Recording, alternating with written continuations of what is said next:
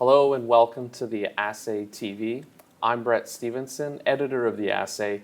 Coming here to you today in Hong Kong, I'm here with Thomas Ulrich, CEO of Aston Bay Holdings. Tom, thanks for joining us. It's great to be here, Brett. The gold price in 2019 has been doing quite well. It's in a bullish run right now.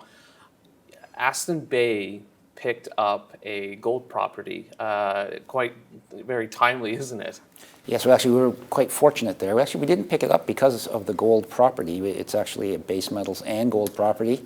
But certainly the way the market has played out in the last year, we're very happy to have this new gold discovery really within our company now. Okay, terrific.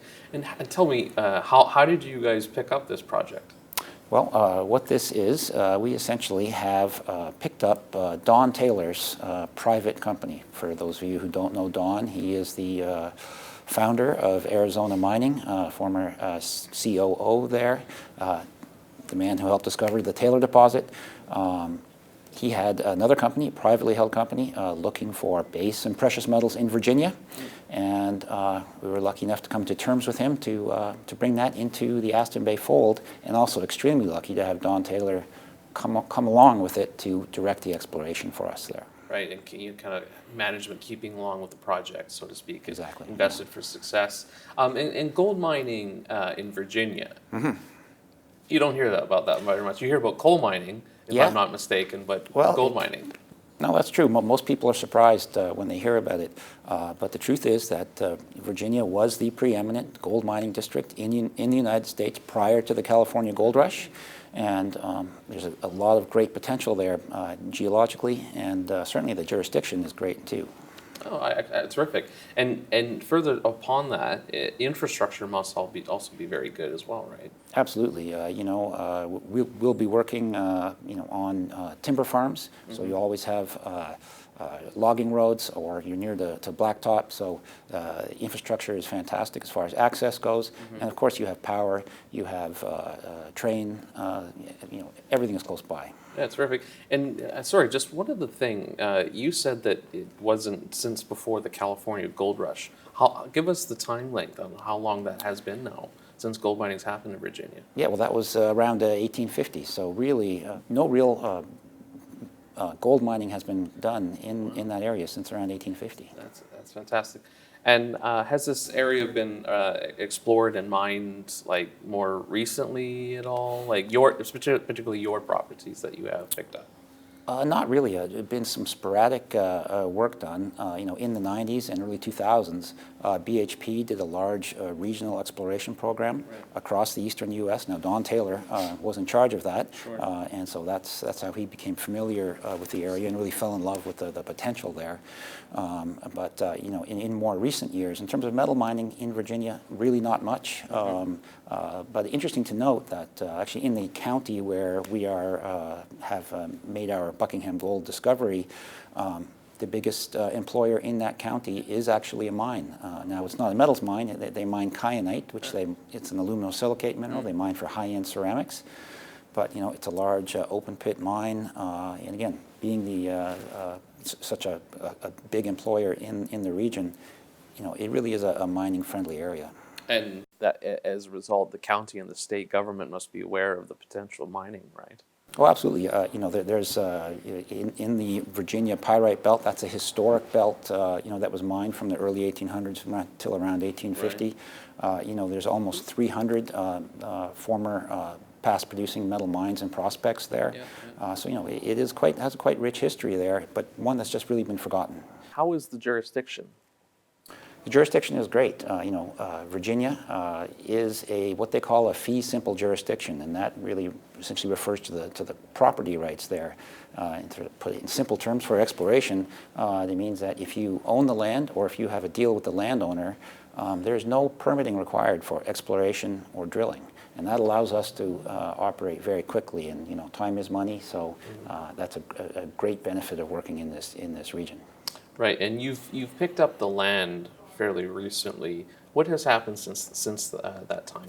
Well, we signed a land agreement with a major timber company in the United States. Picked up over 11,000 acres of property for us to explore on. And you know, I was talking about how private property is very important. Private property is where you want to be. It's where you can operate the quickest in Virginia. And of course, to have the private landowner be a timber company, it's even better because, you know, they're in the resource game. They understand the resource extraction business, and you know, our goals are aligned here. So you can sign a deal that really works, and then even better, timber companies, they have large parcels of land. It gives you enough room to operate, really, and then so you can do the exploration. There's room to make a discovery, and when you do get to that discovery stage, there's room to put a mine in. You have a bit of elbow room, so you're not you know, knocking on anybody's back door. Right, right. And I just want to maybe focus in a little bit more on particularly the Buckingham Gold Project. Can you talk a little bit more about that and the features of the project? Sure. Well, this is really a brand new discovery. It was really just discovered in 2016. It is actually the result of some follow-up work of some of the original regional BHP work that had been done in the state of Virginia. You know, they came up with a 15-kilometer long trend of actual gold in stream sediment surveys. And that's actual gold flake in the pan. That's a very long anomaly. They followed up with about 13 lines of soil sampling, very sparsely or widely spaced. Every line there was anomalous in gold, up to 0.4 grams gold in soils. That's an extremely high gold in soil anomaly. Both those things are evidence that you were very close to a major source of gold, or perhaps several sources of gold along this trend. It was followed up with some drilling by 3 holes by a previous operator, and then 6 holes by Aston Bay. All the holes hit some high-grade gold in quartz veins, you know, ounce to almost 2 ounces in some of these intercepts. In 2 styles of mineralization, both gold in quartz veins and some lower grade but larger zones of disseminated gold. All right, as well. That's good to hear. And in terms of also this project, where are you at right now, and what's happening in the future, I guess, currently? Well, we're at the stage right now. We've done the preliminary drilling.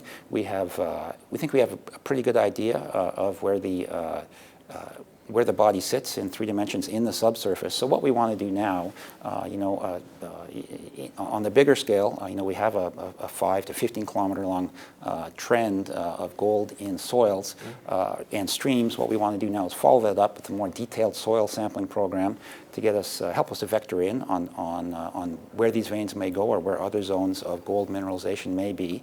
But certainly we also want to do some geophysics over the known mineralization that will allow us to figure out the signature of both the quartz veining and the disseminated gold, and then that will allow us to quickly step out from there and look for that same signature in the geophysics, and then get to drilling.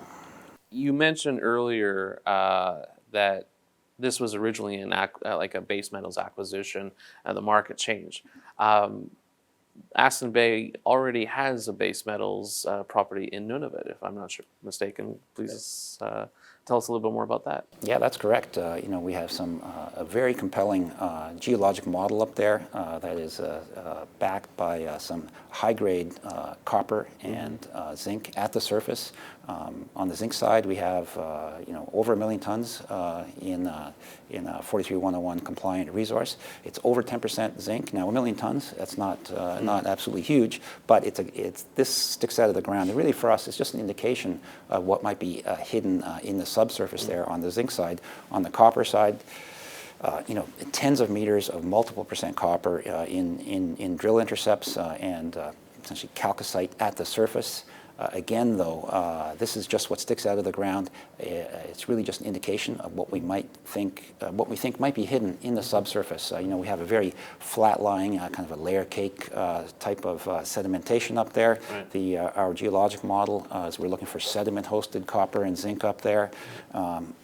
it's very easy to hide, the mineralization that could be in one of those sedimentary layers if it's not sitting at the surface today. So we have a lot of compelling geophysics that needs further follow-up, and we're excited to get back up there. It's just a matter of when the markets allow. At the moment, Okay. base metal prices are not are not great, and it's not a great story really to tell in the market these days. So essentially, we'll wait for the markets to turn. We love having that base metal project in our back pocket up there, and then of course down in Virginia, we picked it up because of the base metal potential there. So it's copper, zinc, with gold, polymetallic, and also there's some very interesting cobalt hits there. 0.25% cobalt in some of these very sparse drill intercepts down there. Excellent. That's good to hear. And just I maybe wanted to talk a little bit more about the management of Aston Bay. Can you just talk about some of you and your team? Yeah, well, it's a very small team. We really only have 2 full-time employees at Aston Bay. There's me as CEO, and Sophia Harquail that does IR and Corp Dev for us. We like to keep it nice and lean, spend the money in the ground as much as possible. But we have some really fantastic and experienced advisors. Number one, Elaine Ellingham spent several years with the Exchange in Toronto, helped turn around Richmont gold mines. David Broughton came to us because he saw the potential of the project up in Nunavut. David, of course, was on the team, Robert Friedland's team at Ivanhoe, found Kamoa and Kakula, in the Congo. Yep. And then, of course, Don Taylor now, again, a proven guy. And absolutely, we're very lucky to have such an experienced team of advisors to essentially direct us here. Excellent, terrific. And can you kind of maybe talk a little bit more about some of the key investors with Aston Bay? Yeah, well, we have a very strong institutional component to our registry, but 21% institutions, Commodity Discovery Fund out of the Netherlands, JP Morgan, and Mackenzie Investments in Toronto. Well, Tom, thank you for this. It has been very enlightening. Very much enjoyed speaking with you, learning a little bit more about Aston Bay. Thank you for joining us here, and hope you enjoy the rest of your time in Hong Kong. Thanks, Brett.